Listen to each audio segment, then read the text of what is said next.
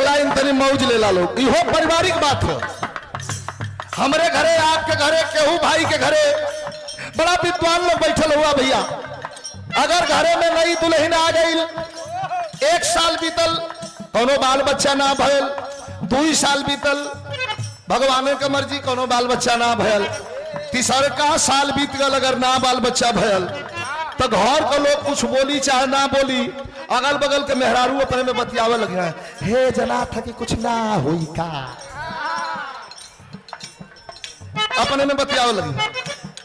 यही तरह थे दुल्हन पढ़ल लिखल हो, दुल्हा होकर कमात हो बंगलोर में, घरे का लोग मेहना नदिया मार दहलस कि 3 साढ़े 3 साल हो गए, एक पत्थरों तो ना जन्मा पौलू, बहुत रोवलस और रो के अपने दुल्हा के फोन करत बा, ए राजा जी,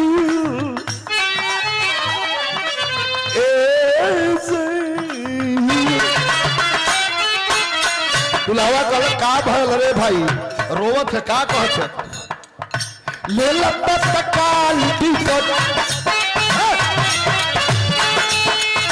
ले लंबा तकाल टिकट, सावन भी आई निकट, ले लंबा तकाल टिकट,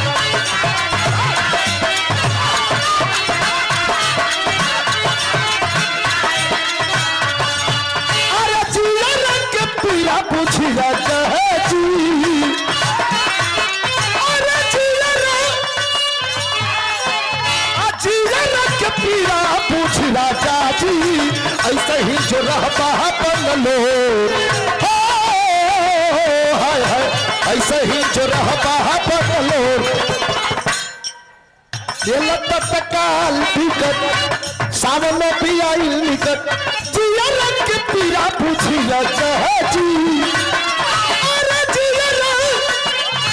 जिया रंग के पीरा पूछ राजा जी, ऐसा ही जो रहता है बंगलो, हाय हाय, ऐसा ही जो रहता है बंगलो, ना हो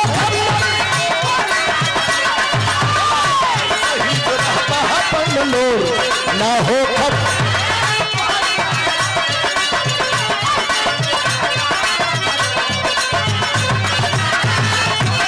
रोवत क्या कहता, लिखा वाले के धन्यवाद राजेश भैया। किनी किनी भइले बानी कई गो खेलवना,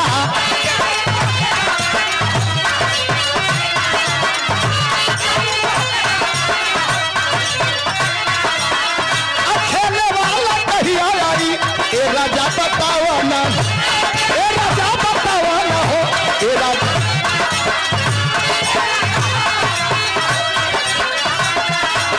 अरे आज कौन फॉर्म करी राजा जी, अरे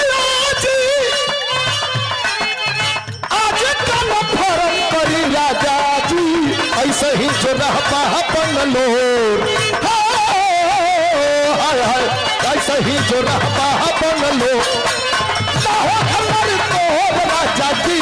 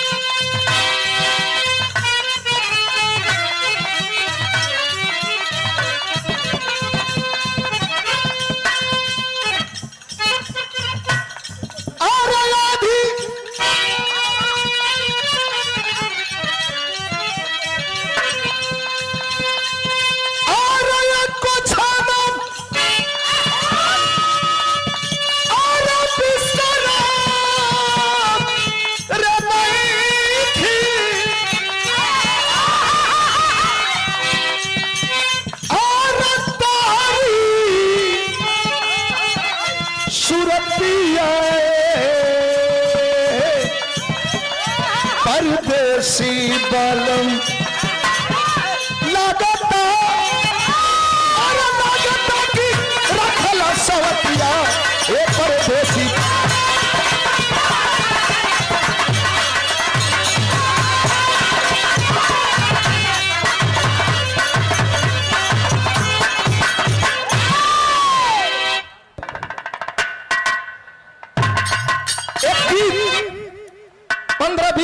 कि एक गीत जौने गीत के समय बहुत चर्चा हो, जौने गीत के समय बहुत चर्चा हो, और लाखों कुर्बानियों के बाद, लाखों कुर्बानी के बाद देश को आजादी मिली है।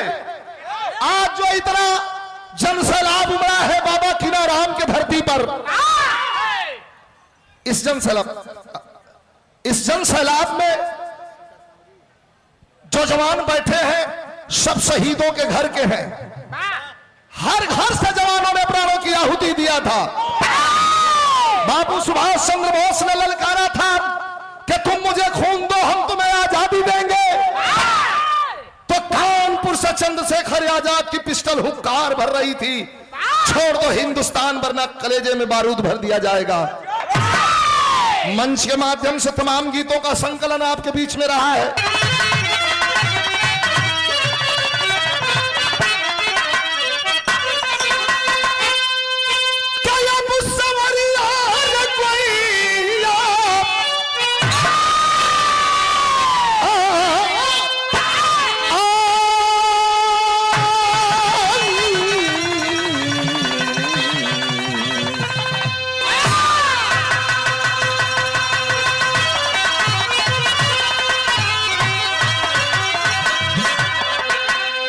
चार लाइन भूमिका हो, कहना है तो जिस धरा ने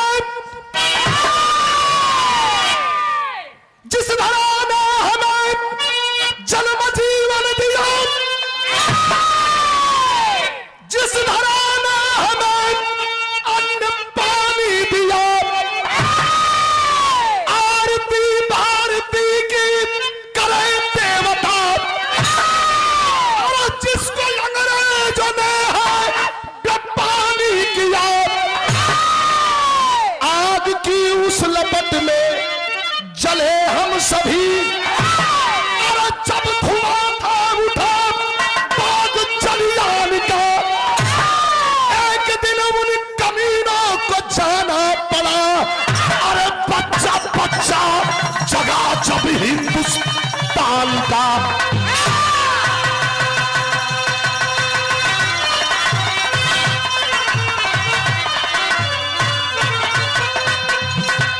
बहादुरी की शौर्य गाथा। एक दिन उन कमीनों को जाना पड़ा, बच्चा बच्चा जगा जब हिंदुस्तान का। बूढ़ा बच्चा नौजवान, आज तो जातिगत आधार पर, राजनैतिक आधार पर जाति पाति का बंटवारा हो गया हिंदुस्तान में। उस समय कोई जातिगत आधार नहीं था, हिंदुस्तान लामबंद था। एक मुट्ठी बांध करके नौजवानों ने धावा बोल दिया था। जरा बड़ी बेजोड़ कहानी हो, क्रांतिवीर नामक पुस्तक से लिखी गई, कव्वाली का तर्ज हो लेकिन थोड़ा आशिकाना हो मास्टर।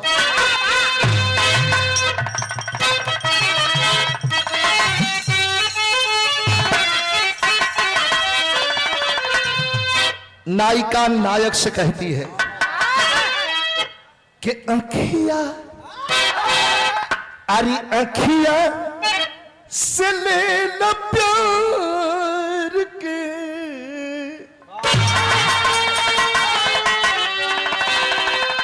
अरे अखिया से ले लो प्यार के, न्योताए सब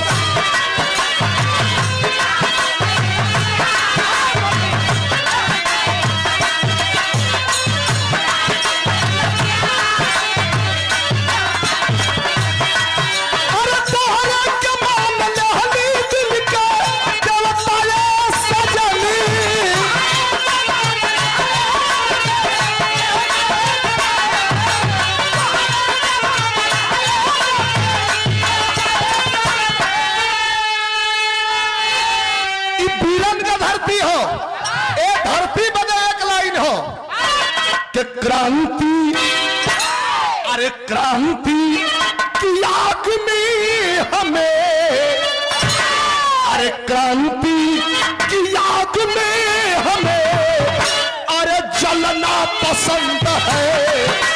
क्रांति की आग में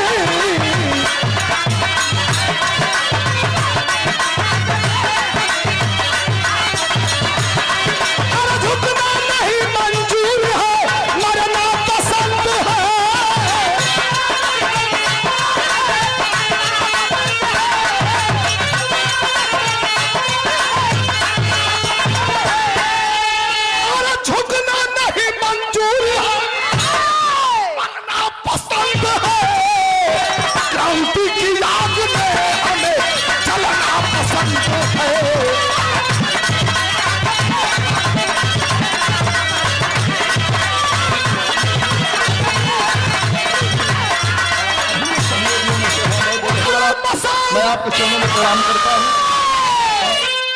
अरे मसाल क्रांति की चली थी जब कलकत्ता से,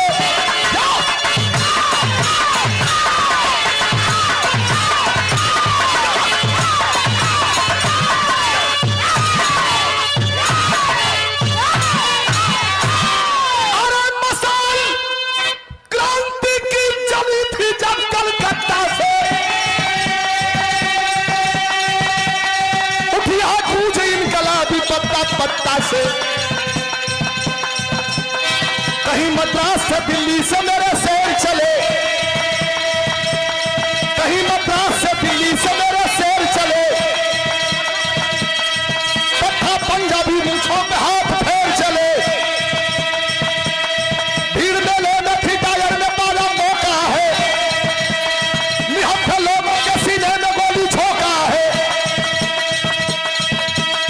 निहत्थे लोगों के सीने में गोली झोंका है, कूद कुएं में गए कितने छटपटाने में, जान कितनों की गई जान को बचाने में, बहादुर शेर सिंह जब फंस गए झमेले में, छोड़ भी बच्चों को मर गए उस मेले में, माता कुलवंत कौर का सुहाग लूट गया, माता कुलवंत कौर का सुहाग लूट गया, बड़े बेटे कुलदीप का भी साथ छूट गया।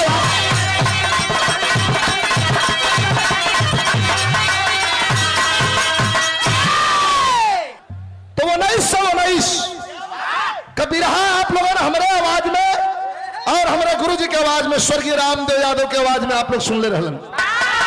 लेकिन एक कहानी फिर मिला लो 1919 के बगावत के मेला में, बैसाखी के मेला में जनरल डायर गोली चलवा दिया।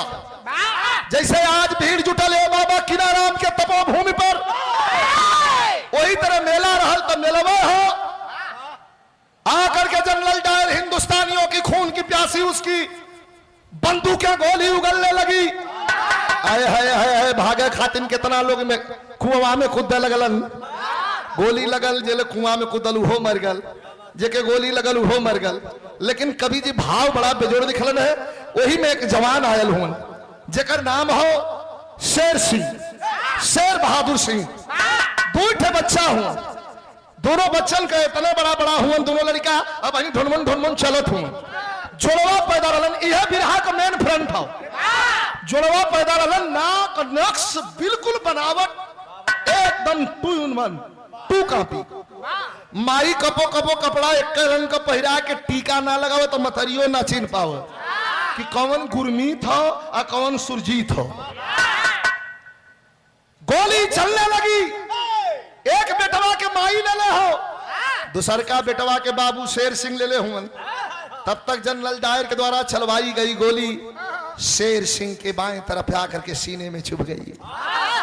गोली लगी, आवाज सा इधर उधर देखता रहा। थोड़ी देर के बाद महसूस हुआ कि रे लगा था कि हमहू के गोली लग गई का। लड़का के जौन कोरा में ले ले रहलन, कोरवा में से लड़कवा के छोड़ दहलन और गिर के रोवे लगलन। कहलन कि प्रिय मरा लेकिन अल्लाह नाहक मर गया, कुछ कर नहीं पाया। बच्चों को तालीम देना, बच्चों को तालीम देना, क्रांतिकारी बनाना। और मैं जा रहा हूं। जब पति गिरा है, इतना भैया बैठल हुआ और पत्नी देख रही है, भगदड़ मची है। एक लड़का गोदी में ले ले हो, आ एगो लड़कवा वही मेलवा में भुला गल, ना पता केहर गल। माई एक तरफ मरते हुए पति के तरफ इशारा करते हो कि कुछ ना होई कुछ ना होई, और दूसरे ओर ताक के अपन लड़कवा खोजे कि हमारा लड़कवा गयल कहा। यह बिरहा में तर्ज बड़ा बेजोड़ लगल। बेचारी क्या करती, तमाम खून बहल, तमाम खून बहल, लेकिन अपने एक ही बेटे को लेकर के घर पे आती है। एक लड़का भुला गल।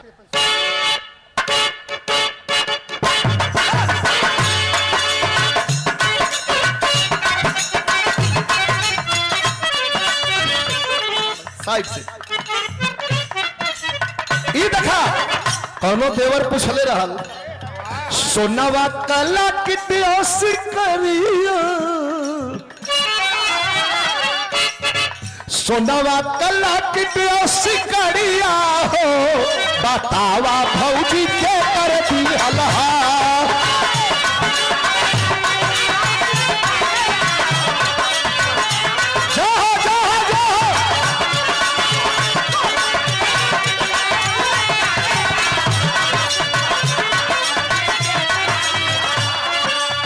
सोनावा कला कित सिकड़िया हो बतावा भौजी के कर दी हलहा तोहरे गलावा पे अरे दोनों गलावा पे दांत के निशानिया बतावा चुम्मा के कर दी हलहा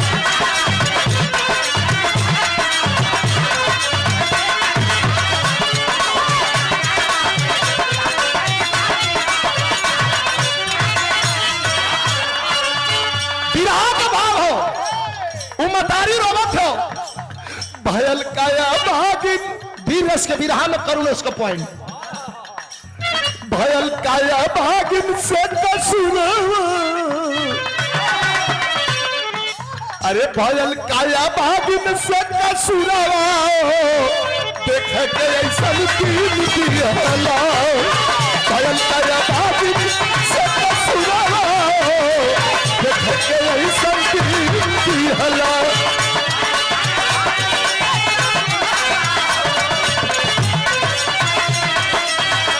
हमारा मंगिया के अरे हमारा मंगिया के दहकत से मुरावा छाने में दिखना छीन लिहला हमारा मंगिया के दहकत से मुरावा छाने में दिखना छीन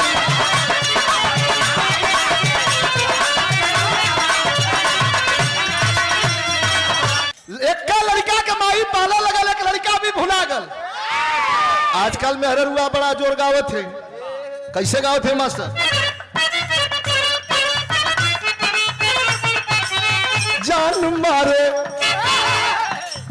जान मारे ललका लहनवाए गोरी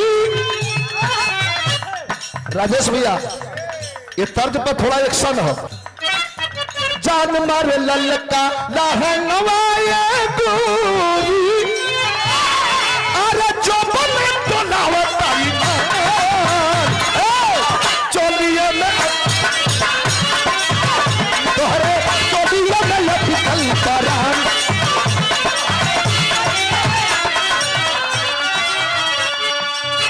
मंगिया धोआ के कुलवंत कौर पति मर गया एक बेटा हेरा गल अरे तब मंगिया धोआ के एगो हीरावा गवा की मंगिया धोआ के एगो हीरावा गवा के होई गई मुर्दा समान सीनावा में लेके तूफान जिलेली माई सीनावा में लेके तूफान जिलेली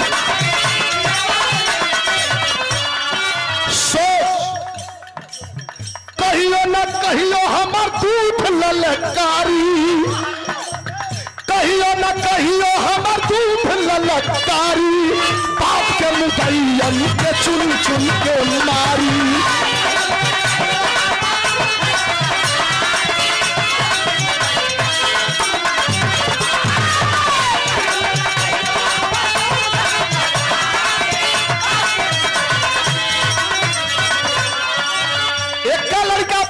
समय कितना भाई गुरमीत सिंह इथे तो हेराई गल गुरमीत सिंह बन के नाग फुफुकारे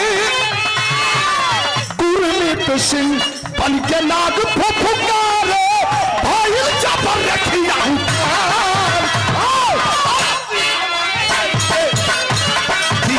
माई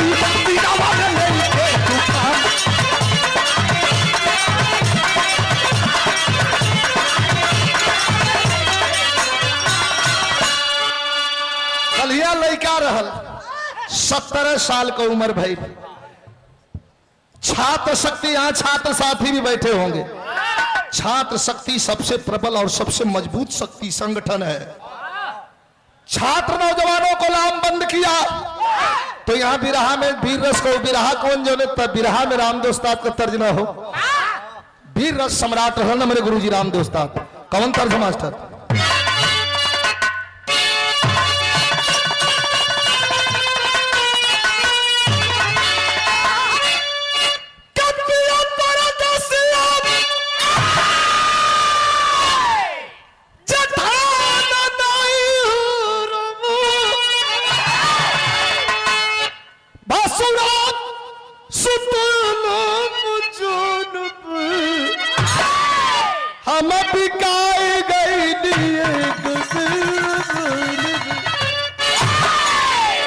रस का भाव बिरहा में वो लड़का पर जवानी जब 17-18 साल भयल हो तो कल का सपना आज सांप बन गई ना, जज्बा भरल नौजवान में, अरे ना कली ना रह पई है हिंदुस्तान में।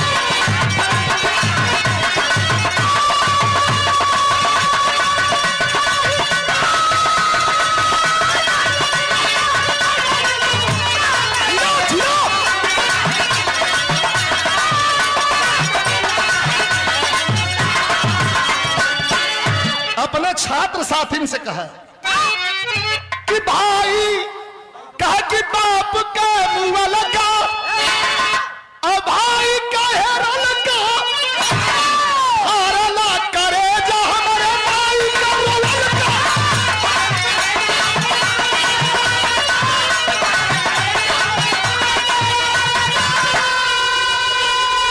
ई लाइन सबके बदे हो और देश का खिलाफ बोले दुश्मन जब बोलिया तो मार दे ताला जबान में, ना कमी न रह पई है हिंदुस्तान। वही जिंदगी जिसका कोई हो मकसद, अरे जवानों वही जिंदगी जिसका कोई हो मकसद, केवल सोचने से कुछ करना सही है। अरे जीना है जियो यार जिंदा दिली से, घुट घुट के जीने से मरना सही है। उल्फत की आंधी अब ना रुकेगी, क्रांति की जलती समाना बुझेगी। हाँ तेरे आंसू की कीमत बड़ी है, तेरी बात में तो नसीहत खड़ी है। नहीं बच सकेगा अब कोई लुटेरा, अरे बल बल से जाकर के थाने को घेरा। जनरल डायर चला गया, लेकिन जो थाने के कर्मचारी हैं, अंग्रेजी हुकूमत के सिपाह सलार हैं, इन्होंने ही गोली चलाया था। बगावत अब होगी। 10 जवानों को लेके और थाना रात में घेरा लगल हो तो पहली क्रांति कवि जी भाव लिखल में कैसे मास्टर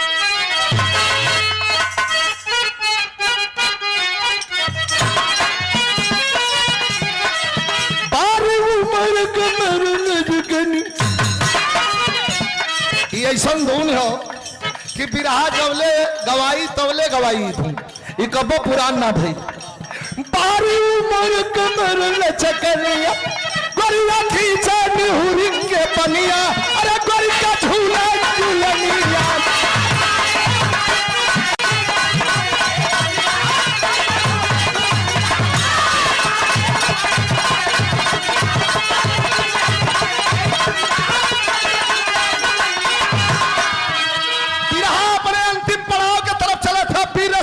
भाव हो 10 जवानों को लेकर रात में चला है तो कैसे चला? अरे झनका झना न झना न झना भादो, अरे झनका झना न झना न झना भादो, करिया हो सिकरिया बांध के सरिया।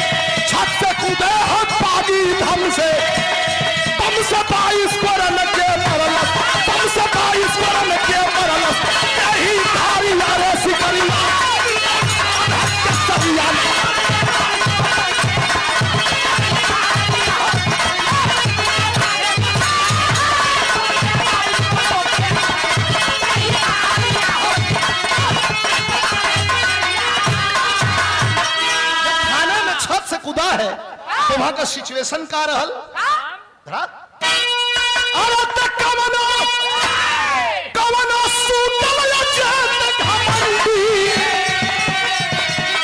मार के कैला से छतिया ठंडी भागल थाना में आग लगा के गुरुद्वारे में जाके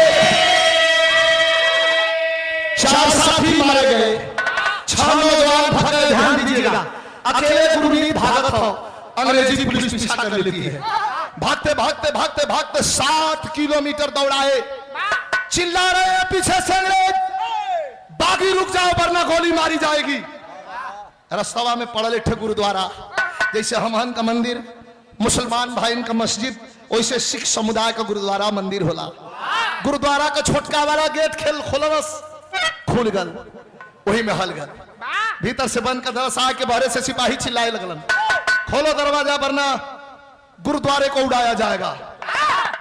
भाग के जवन हो गुरुद्वारा में जब जाए लगल तो गुरुद्वारा का जवन पुजारी रहलन त्यागी बाबा, फूल में पानी देता रहलन। नजर पड़ी, कहना रे यहां देखिए प्रश्नवाचक चिन्ह है, जरा आपको ध्यान देना होगा। पूछा तुम त्यागी बाबा कह रहे, मैं सुबह सुबह तुमको देखा, तुम गहरी नींद में सोए थे। मैं सुबह सुबह तुमको देखा, तुम गहरी नींद में सोए थे। मैं तुम्हें जगाया कई बार, तुम अपने आप में खोए थे। मेरा बेटा दर्शन सिंह हो या कोई और हो तुम, हमारा लड़का दर्शन सिंह घरवा में सुतल हो, तो मेरा बेटा दर्शन सिंह हो या कोई और हो तुम, या कोई भरम ये अपना है। शकल एक है, ड्रेस अलग है, सच है या कोई सपना है? कौन है तू? बेटा मैं नहीं समझ पा रहा हूं, अभी तो सोया था, अभी तो बाहर से आ रहा है, ये क्या है? कौन हो तुम? बाबा के गोड़वा पर गिर पड़ल गुरमीत, कहा बाबा इतना लंबा चौड़ा भाषण देवे का टाइम ना, हम कहां से आवत हैं, तनिक शॉर्टकट में आपके बता देते।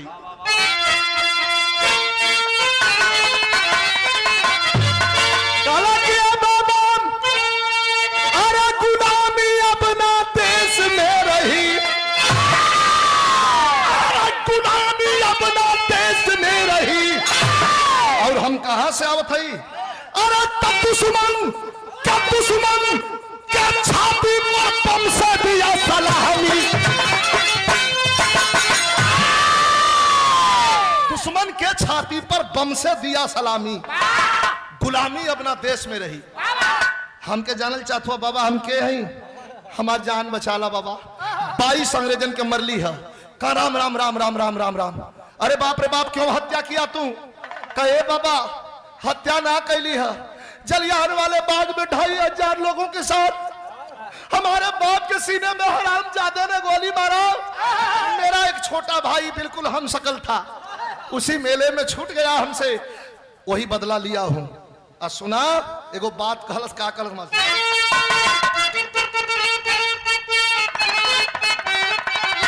अरे दसवा में न फरक,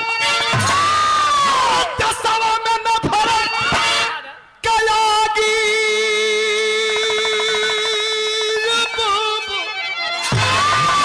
अरे दसवा में न फरक कयागी बाबा, अपनाई बेहलस हम के बागी बाबा।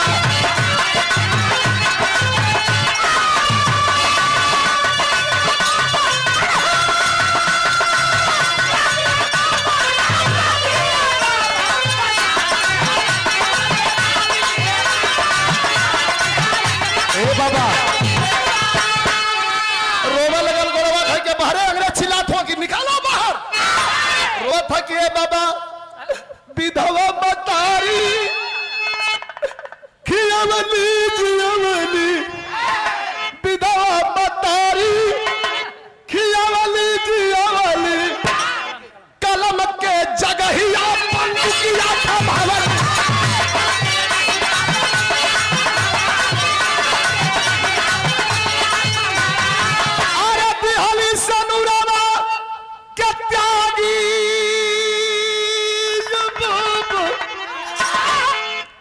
बाबा का आंख चौनी आ गई, तो गुरमीत के निरखा बाबा सूरतिया, अखिया में बचपन का नाचा मूरतिया।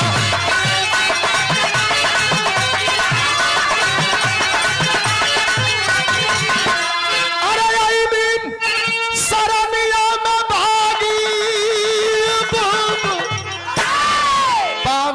का पुरस्कार स्नेह भरा हार हमारे बसारीपुर से नाथे सुखा जी महाराज जो ग्राम प्रधान भी है।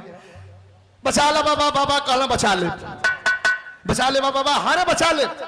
शर्टवा अपन दे, कह शर्टवा, इस शर्टवा का करवा, कह शर्टवा दे तब बचाई। सोचा लगल शर्टवा लेके का करी है, निकाल के खोल के अपन शर्ट दे दिलस किला, ले जाके बाबा तुरंत खोल दल स्टोर रूम, वही में बंद करके ताला मार दे। अब चलना है अपना लड़का के हन जो का नाम दर्शन सिंह। बेटा उठ जाओ। अब वो कहता है बाबा काहे के परेशान कैले हुआ, पानी भर देली, माला फूल धो देली, गुरुद्वारा धो देली, अगरबत्ती लिया के धो देले, धूप तसांग धो देले हैं, सारा व्यवस्था कर देले हैं। तेरे 2 घंटा सुतलो रे बाबा। कहा अरे पागल लड़के, सोने का समय नहीं है। इस लाइन पर मैं बधाई देता हूं कवि को, कितना बढ़िया भाव है मास्टर, कैसे कहत हूं।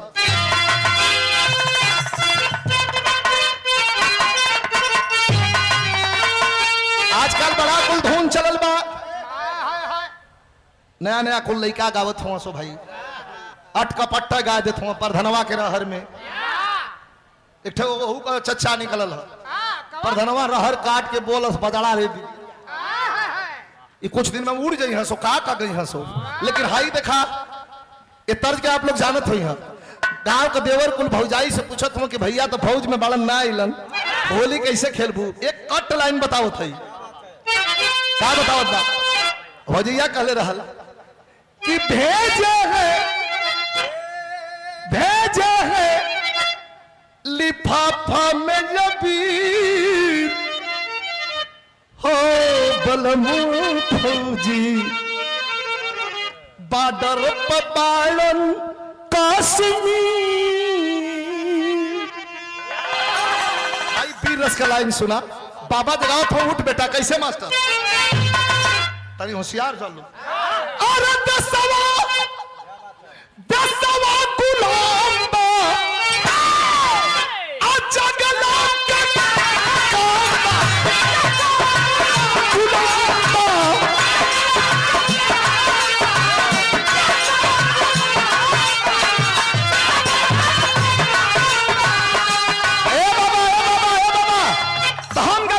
पूजा पाठ करे वाला राजेश भैया लड़का करो हम पूजा पाठ करे वाला ऐसे कहा ना, 10 भक्ति से बढ़ के नहीं कवनो धाम बा।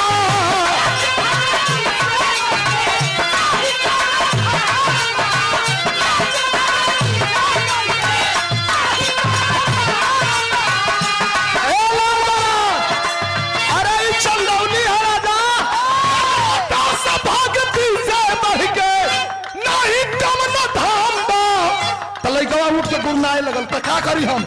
बाबा कहन कि मान ले बारे कभी मान ले, भारतीय बलिदान हो सुगनवा हमरे देशवा पर हो।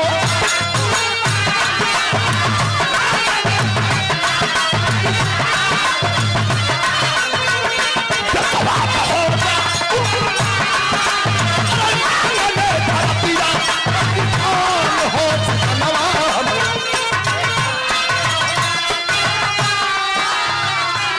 ए बाबा कहियो सिखावेला कि बेटा पूजा करा, वाहे गुरु के रटा। आज ही का कहत हो, कहलन ना बारे बाबा का कहलन, पूजा पाठ कर पा। बहुत विशेष ध्यान दिया लोग, पूजा पाठ कर पाए अगिला जन्म बन जाई, पूजा पाठ कर अगिला जन्म बन जाई, ऐसा सेवा कर पुष्टकारी जाई।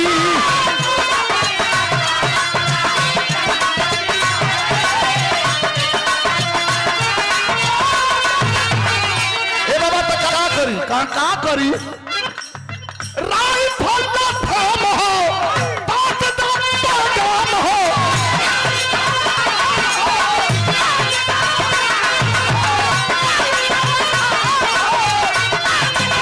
ए बाबा हमारी उम्र भाई 17 साल है, कहाँ 17 साल, 16 बरस में फांसी झूलना खुद हो।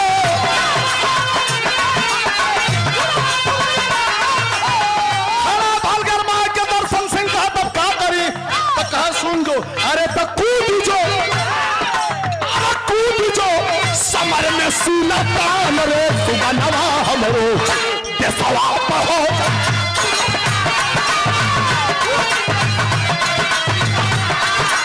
सुगनवा हमरो देशवा पर हो जा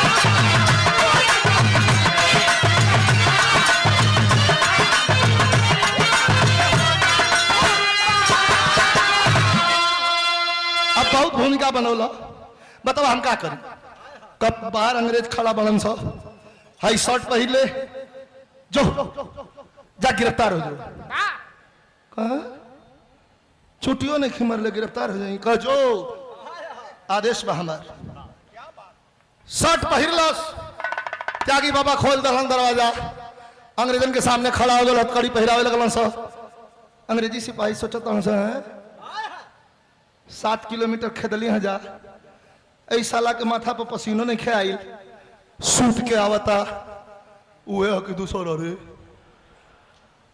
थोड़ा कह कि नहीं सर बिल्कुल वही है थोड़ा जाके रिलैक्स हो गया है अंदर चलो लेके चल डालो 5 दिन के बाद अखबार रंगा गई कि बागी गुरमीत सिंह को फांसी की सजा सुनाई गई है अगले शनिवार को 10:20 पर फांसी चढ़ाई जाएगी बृहस्पतिवार का दिन रहल गुरमीत सिंह पेपर पढ़ता है हर साल बड़ा जोर से वही कहले ए बाबा हम तो यहाँ फूल में पानी देते ही ये अंग्रेजवा के फांसी चढ़ाओ तुम सो तब त्यागी बाबा रोवे लगलन कह कि बेटा फांसी पे चढ़े वाला कोई और नहीं खे तेरा ही खून है तेरा ही भाई है जो मेले में तुझसे बिछड़ गया था रे भाई जब तू अपनी कहानी बताया तो मुझे याद आया कि बैसाखी के मेला से ही पाया हूं अपना नाम भी ठीक नहीं बता पा रहा था तो मैंने इसका नाम सरदार दर्शन सिंह रख दिया वो तेरा भाई है आई हो दादा इतना भैया बैठल बड़ा दुनिया में सब कुछ मिली भाई ना मिली धाय तो गिर गल जमीन पर अब बाबा से कहलस कि हमारा निर्दोष भाई के फांसी हुई बिरहा हमार अंतिम पड़ाव पर बा लेकिन मेन फ्रंट हो बिरहा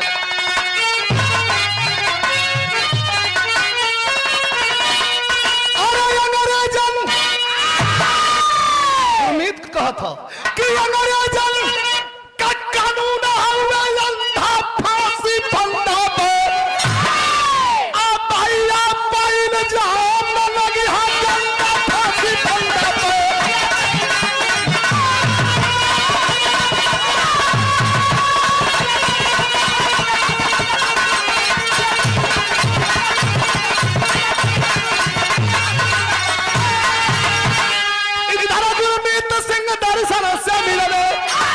पहुंचल जेल खानावा हो रोवत रोवत माई आईली ढूरा लानवा हो माइयो जब खबर में पहुंचल कि गुरमीत सिंह के फांसी तो रोवत हो आके खड़ी हो गई भेंट करे खातिर लाइन में वही लेनिया में गुरमीतो खड़ा है माई देखलस चौनिया गेल कह रे तो के तो फांसी का सच चुप चुप चुप चुप यार माई रे फांसिया जोन चढ़त होन वो हमार भैया हो जो मेलवा में भुला गई माँ की ममता याद रहे माँ के दुआ में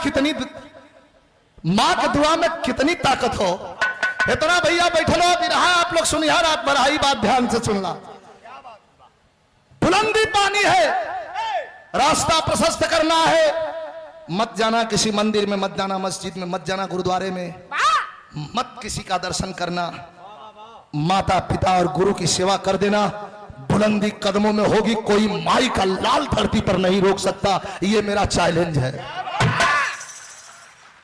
क्योंकि माता पिता और गुरु के सेवा में चारों धाम है अपमानित मत करना माता पिता को माई की दुआ का कहती है माई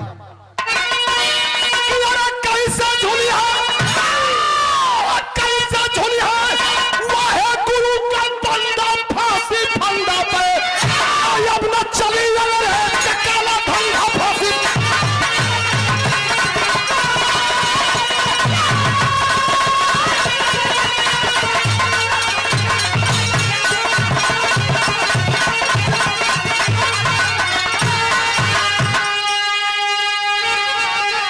लेकिन बिरहा का अंतिम लाइन में पड़ाव पर कभी का लिखल है मास्टर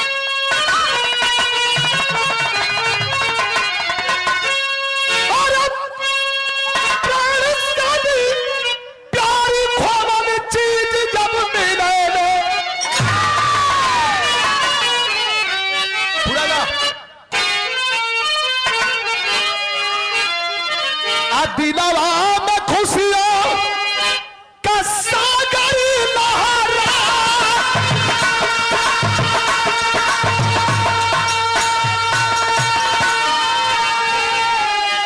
और पगल मदरिया का दूनी भइल छतिया, हीरा बहेरायल मोरा कायल बाधता,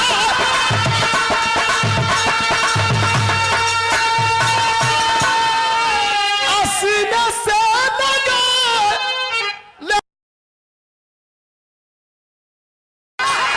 सबही का अखिया गई न छल छला,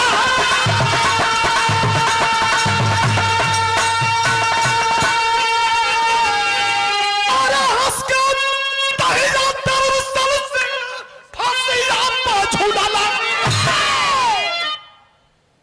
दिया गुरमीत खबर गाधी के पता,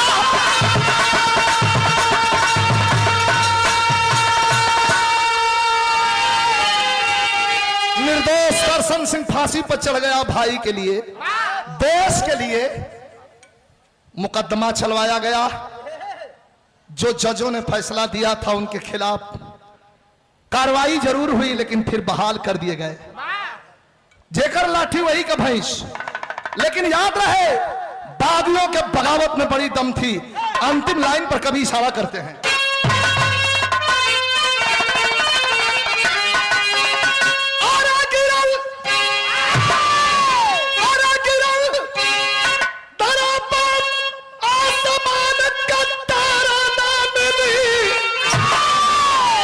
मोरा हेरायल हीरा धरती तो दोबारा न मिली।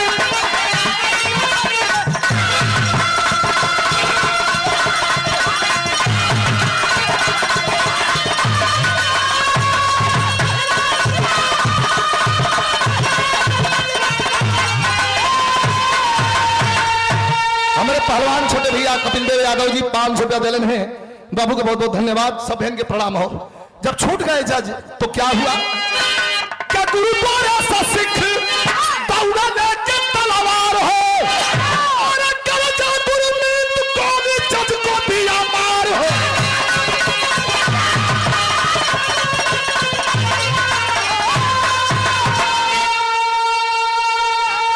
अरे बिना के बच्चा वाला गुना हजारा ना मिली, मरा हेरायल हीरा धरती पर।